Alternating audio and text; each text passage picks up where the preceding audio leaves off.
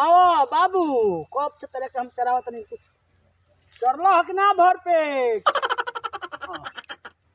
ज्यादा ऐसी हो गई बना शरीर टाइट हो गई बकाता है। आओ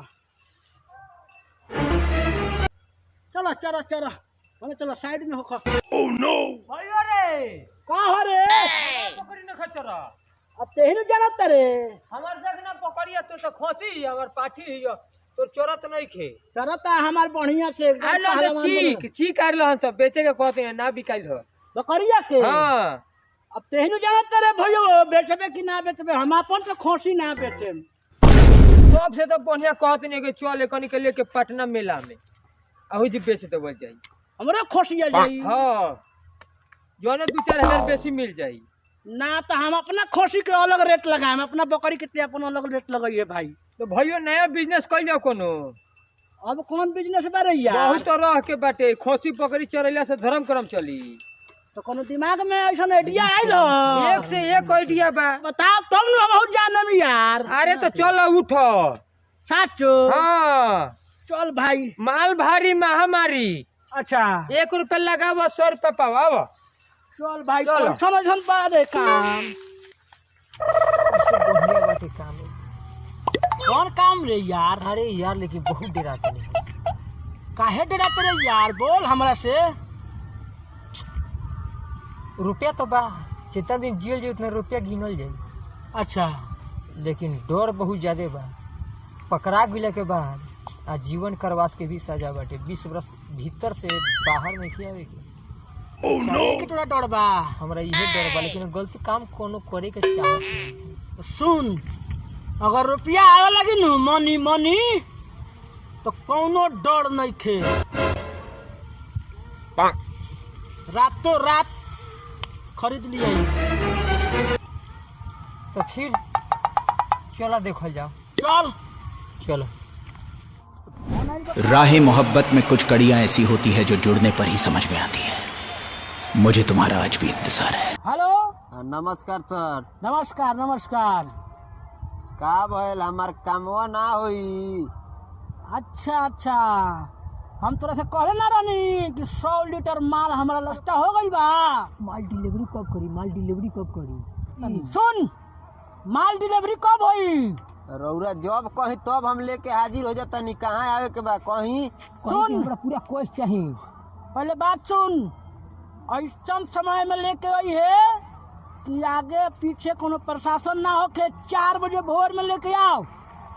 कहाँ आवे के पड़ी बोले तब नु ते आओ कियार गाछी जौन बानू जौन चेमनी बा नदी किनारे और ये तिसरका पुल पर लेके आओ कि कोई देखे ना। अच्छा ठीक बा हम लेके आ रहल बनी। ठीक बा नगद कैश चाहिए आ नगद कैश नगदे लेके आओ तनी रौरा टेंशन मत ली। ठीक बा। का हाल बा भाई। बहुत बढ़िया बा यार का करबो दुखे सुखे सब रोजी रोजगार चल रहल बा अपन। बाप रे बाप देखो तनी तहार दिन दुगुना रात चौगुना हो गइल बा। अरे यार का करबो सब ऊपर वाला के दुआ बाटे यार। देखनी है हौ झोपड़ी के घर तार रहल 4 ताला पिटा गइल मर्दवा इतना बढ़िया हेवी इतना बढ़िया टी शर्ट कपड़ा पहन के मर्दवा। अरे भाई देखो कौनो काम में मेहनत करब तो ओकर फल मिली जरूर। आज हम मेहनत कर रहे तो ओकर फल मिलल बा। आज हमार बाहर में ऐसा का काम करे नहीं सो ओकर फल मिलता। अरे मर्दवा तो तहार कला साथिये नु होई बताओ ही दुश्मनी हमरो काम में लगाओ का राज बा काम के हमरो को तनी बताई तो हमहू कुछ करती।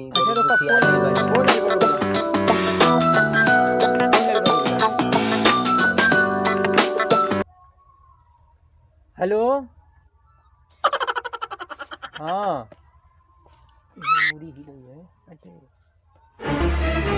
हाँ ठीक बा रुआ टेंशन मत करी। 2 घंटा में रुआ लेके माल पहुंच जाई। पैसा के इंतजाम क के रखे। हाँ हाँ ठीक बा हम भाई साहब के दे रहल बनी फोन। हाँ हाँ रुआ पैसा के इंतजार करी महाराज। 5 लाख कम से कम रुपया चाहिए।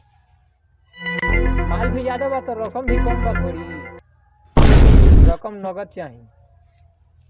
ठीक बा ठीक बा ठीक बा।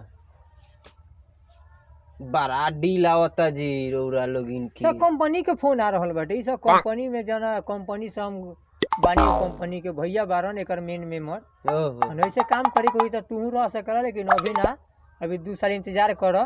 ठीक बाटे? हाँ। चलो ठीक बाटे, तोरा से फिर बाद में भेंट करम। नाश्ता उस्ता करे के समय हो गइल बाटे। ठीक बा?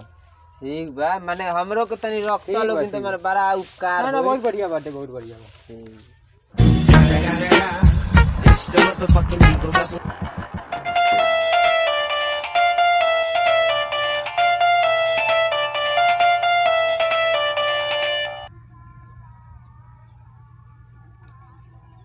हाँ हाँ प्रणाम सर। सर देखी ना, ऐसा हमनी के गांव में हो रहा है रुआ से कहीं का। हमनी के गांव में इतना दारू बेचेला, खुलियाम दारू बेच रहा बन सर, लेकिन कोई प्रशासन पकड़े वाला नहीं है सर। अगर जो रउआ चाहेम तो केहूँ पकड़ सकिनी। ऐसे कि केहूँ हमारे मुखिया से सरपंच से केहूँ कह के हार चुकल बनी, नंबर केहूँ मंगनी तारा नंबर मिलल है, बोली पकड़ सकेनी तो हम के समय दे, समय पर पहुँच जाए तो पकड़ा सकलन सब। ठीक बा समय दिले का हम तुरंत आ रहल बनी। हम ई कहाँ दारू बेचा रहल बा? अरे सर रउआ के कहीं का हम ऐसा दारू बिका रहल बा, नशा वाला दारू की, जैसे आदमी भी मर सकेला, आदमी के फेफड़ा किडनी भी खराब हो सकेला। कौन सा जगह पर रउआ के हम बता रहल बनी। बताइए, समय दी, हम तुरंत पहुँच जा रहल बनी। बताइए ओकरा कहाँ दारू बेचा रहल बा, कहाँ बढ़ रहल बा, बालक हम तुरंत 4 बजे पहुँचल बनी हम। ठीक बा सर, रउआ टेंशन मत ली, हम रउआ पास फिर फोन करेम। अच्छा सर। हेलो हेलो, ला फोन भी कर दिया, जगह के भी नाम नहीं बताया। जाते हैं आप ऑफिस में।